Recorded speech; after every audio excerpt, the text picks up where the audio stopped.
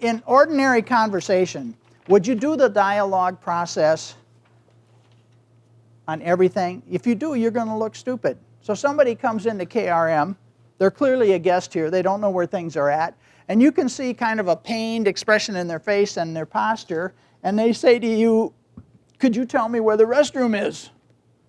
And you say, so you'd like to know where the restroom is? Good reflective listening.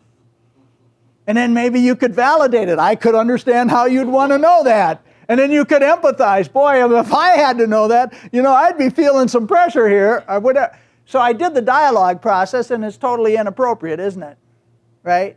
So in normal social language, this is not stuff that you're going to take the time, energy, and effort to try to do well. But what if you're aware that a misunderstanding has started to creep into the relationship?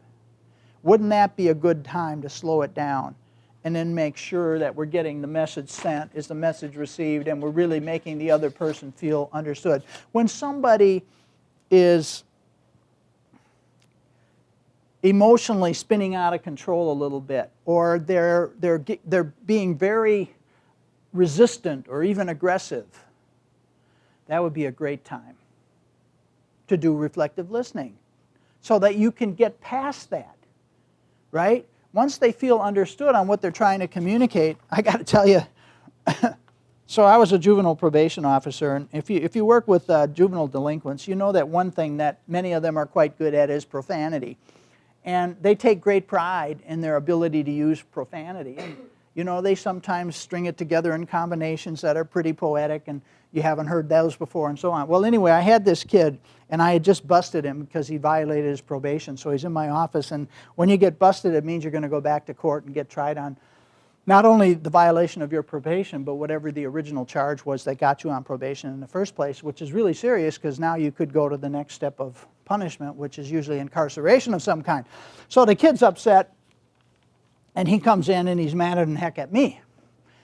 And he starts expressing his anger with all the profanity that he has in his possession. Okay, so now he gives me the first one. You're a blah, blah, blah, blah. So what do? I reflect it back. I understand that you think I'm a, and I give him back the same thing he said to me. Now, notice what I just did. I took that one away from him because I told him I already had that. I understood that one. And then he does another one. I give that back. And I understand you also think I'm calm, he's yelling. All right? Well, even the best juvenile delinquent in terms of poetic profanity runs out of stuff after 10 or 15 or 20, right?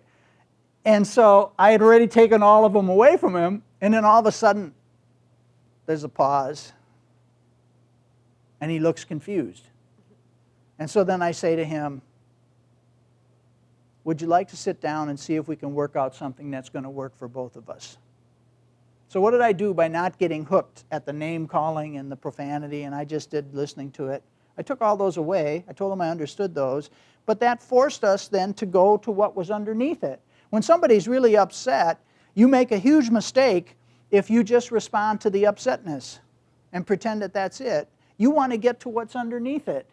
And you want them to get to what's underneath it. How do you help them go there? You receive whatever they throw at you. You don't take it personally. You just receive it. You make them feel fully understood. And then at some point there's this little look of confusion on their face because they've run out of the stuff that they've been running through their head over and over again that's got them so confused and so upset.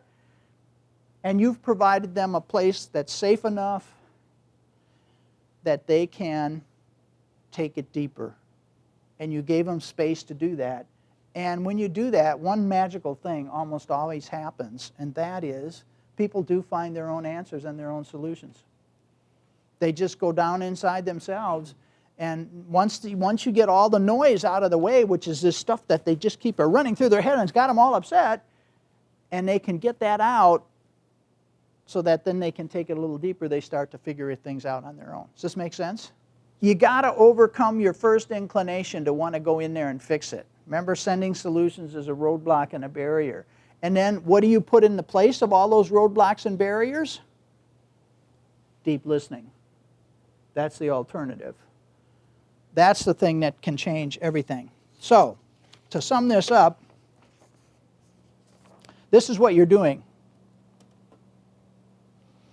This is about coming with no expectations and coming with an attitude of not knowing. When you accept the limited nature of your own perceptions and become more receptive to the truth of your partner's perceptions, a whole world opens up to you. Instead of seeing your partner's differing views as a source of conflict, you find them a source of knowledge.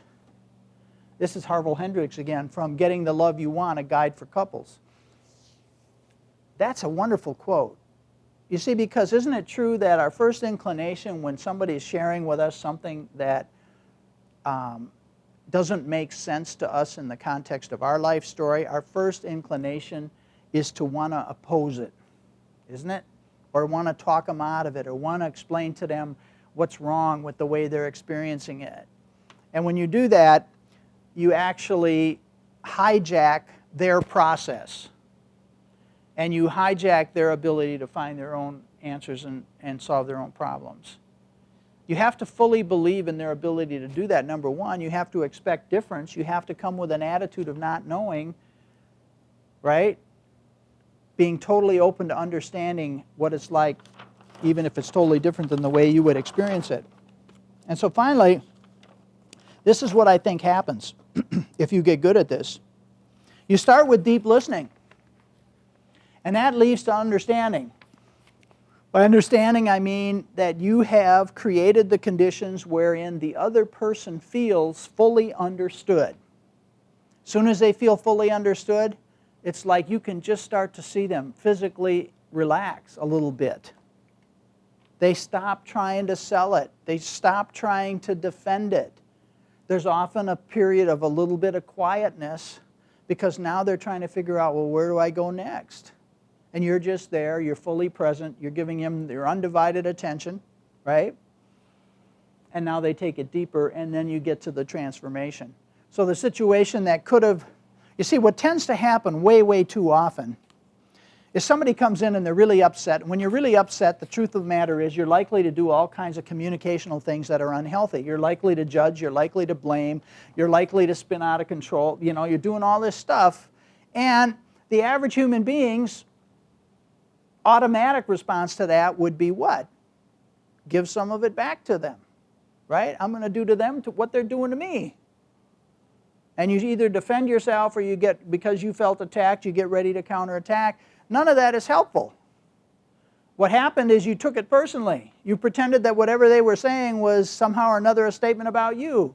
It's not a statement about you. It's a statement about them, even if it's directed at you. Detach from taking it personally, and then can you offer them deep listening and understanding? Because then the transformation is that situation that could have kept escalating because you got defensive and you started to defend yourself or counterattack or whatever, it's not there. You know, to look at this symbolically, you could think of the martial arts.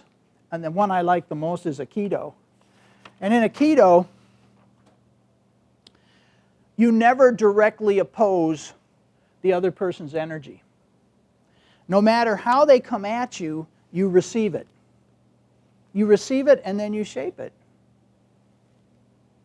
So Aikido is never about attack. It's always about flowing with wherever the other person's at. And then when you do that, they move to someplace else. That's the transformation. Does that make any sense?